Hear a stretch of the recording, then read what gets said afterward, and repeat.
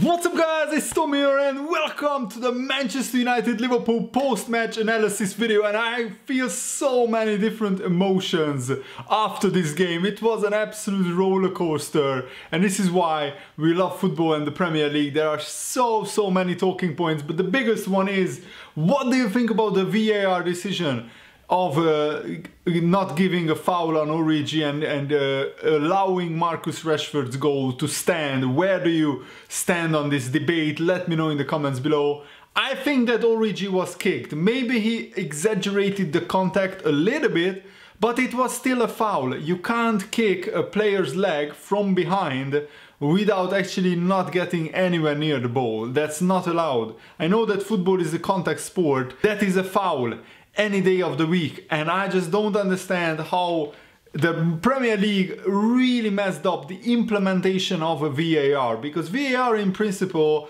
is a brilliant idea. And in other leagues, in La Liga, in the Bundesliga, in the Serie A, the referee who is actually refereeing the game, it goes out to the sidelines, he watches the replays on a TV screen, and also he talks with the referees in the VAR room, and then he makes the decision. Only in England, the referee doesn't bother to go out and actually see the replay himself. He just talks with the referee. And why is VAR even in the Premier League when they hardly ever overturn a decision?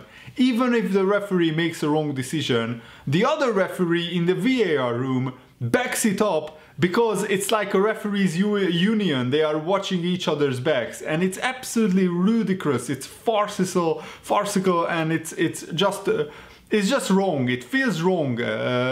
And I'm not just saying it because Liverpool have been on the wrong end of this. I mean, Dele Alli's goal, which was given yesterday against Watford, Watford can feel really hard on by, and this was actually a game that where actually Liverpool played probably the worst football of the whole season. We only turned up for the last 10 minutes, 15 minutes plus stoppage time, and it's no coincidence when Lallana, Oxlade-Chamberlain and Naby Keita came on, Liverpool looked a lot more creative, a lot more assured in possession. That's not a dig at Henderson, but Henderson is not having a great season, and Liverpool switched formation in the second half, 4-2-3-1.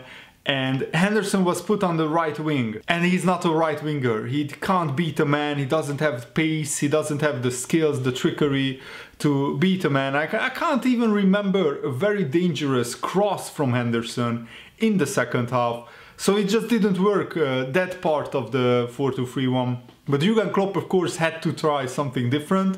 And I think that Liverpool tried to play through Manchester United, but I have to give credit to Ole Gunnar Solskjaer and Manchester United. They probably put in one of the best performances of the season, and tactically Ole Gunnar Solskjaer actually won the tactical battle against Jurgen Klopp in this game, I feel. Apart from the last 10 minutes, Manchester United very well nullified Liverpool's main threat. And Liverpool also missed Mohamed Salah, and I think that we should have brought Naby Keita on much earlier, and Oxlade-Chamberlain as well, because they are players who have the skill set and the creativity that Henderson and Wijnaldum don't really have, and also their passing range is much better. I don't want to be too harsh on Jordan Henderson, but he's just too one-dimensional, and when you want to break down a deep block of the defense of Manchester United, you need more creative players like Oxlade-Chamberlain, like Naby Keita. And also I'm so incredibly happy for Adam Lallana, who gets a lot of stick from Liverpool fans, maybe rightly or wrongly. You can debate that in the comments below.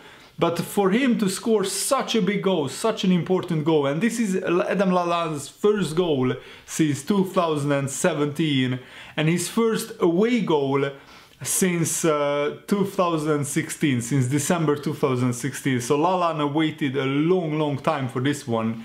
And Lallana is like a Klopp favorite player, so I think that Jurgen Klopp will be delighted with this goal. A brilliant cross by Andrew Robertson, and the way Firmino just lets the ball roll across the Manchester United 6-yard box is genius. That was absolute genius by Firmino, who also looked a little bit off color in this game. Mane battled well. And let's talk about the Mane goal, because on the current new handball rules, the Mane goal was rightly disallowed by VAR, but I don't agree with the handball rule. Any touch, even if it's a ricochet of another player or the own player but a different body part, even if it's a ricochet and the handball is purely accidental, the new rules state that any contact, intentional or not, with the hand, the goal is automatically disallowed. And that can't be right. It shouldn't be punished for accidentally handling the ball when it doesn't give you a real advantage. And Mane didn't get a real advantage because he didn't really control the ball with his hand. The ball was already falling on his knee or on his upper leg, up on his thigh, and Mane would have controlled the ball anyway. He didn't really use his hand to control it. I think it bounced off his shoulder onto his hand, or off Lindelof and onto his hand. And by the way, Lindelof fouled Mane before Mane actually took control of the ball, so the referee maybe could have given a penalty even for that.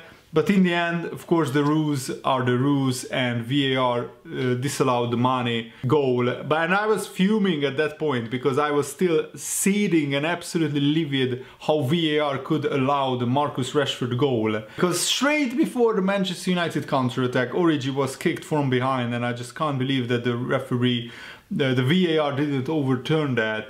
But I have to say, I don't really comment many times on the referee, but Martin Atkinson is probably had one of his worst refereeing performances. He gave United absolutely everything, and I'm not saying that as a Liverpool fan. If you analyze the decisions, Liverpool hardly got any decisions, especially in the first half, and in the second half it felt like Liverpool was fighting against Manchester United, against the crowd, against the referee as well. What we also have to say is Liverpool have some kind of mental block at Old Trafford. I'm not sure it's the occasion, the stadium, the Man United fans have a detrimental effect on Liverpool's play.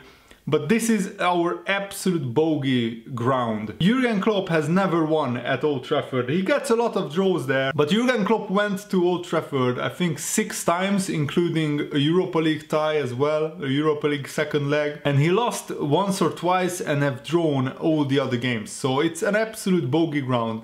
Liverpool are playing much worse football than they usually play at Old Trafford, and I think it's down to the venue, the occasion as well.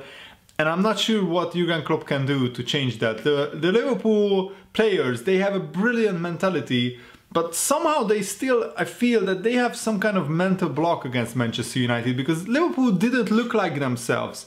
We only had 2 shots on target in the first half, and our first shot on target in the second half was the Liverpool goal. Liverpool could have won the game, because in the last 10 minutes Liverpool were much the better side, but before that it was a very even game. In the first half, I have to say, Manchester United played a little bit better. Both teams had chances. Firmino on another day could have scored easily in the first half. His shot was pretty weak. The bottom line is, and the good news is, that Liverpool are still 6 points clear of Manchester City. We still have the upper hand in the title race, and this feels like a good point in the circumstances. Liverpool had one of the, if not the worst performance of the season, and Manchester United had probably one of their best performances of the season, and we looked like not scoring in the second half, I have to be honest. Liverpool had like 2 shots, 75% possession in the second half, but 0 shots on target, and we didn't really threaten the Manchester United goal